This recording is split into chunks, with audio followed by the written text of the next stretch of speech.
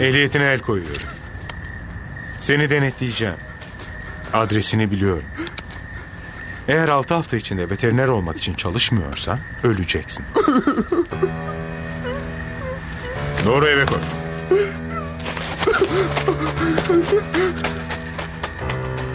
Mike Koş check yan Forrest, koş! Midem bulanıyor. Bir de onu düşünsene. Ay yapma, bu hiç komik değildi. Ya. Böyle bir şey Ya. yapmandaki amaç neydi ki? Ja.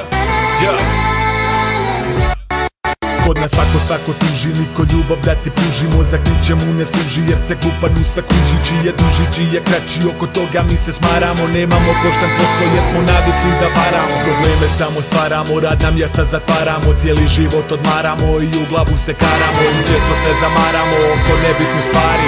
Vrlo brzo shvatiš ko su pičke ko drugari. Ko je vjeran, ko je odan, ko je pičke ako prodan. Ko je ružan, ko je zgodan, ko je kome ovdje srodan. Ko je sterilan, ko plodan, vrlo brzo to se sazna. Ako rođen si u Bosni ne treba ti veća kazna. Znaš da trpiš stranja razna, nikad nećeš reći dosta. Lakše počet se drogirat i bacit se sa mosta. Matematika je prosta, kod nas nema perspektive. Pa se koljemo bez razloga jer nemamo motive.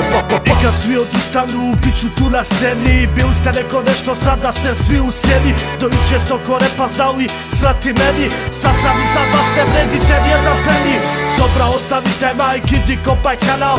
Nisam gej, ošta te karam u anal. Zašto sam lud ko da sam uzo trama. Za tebe sad i gospod, budi moj hamal.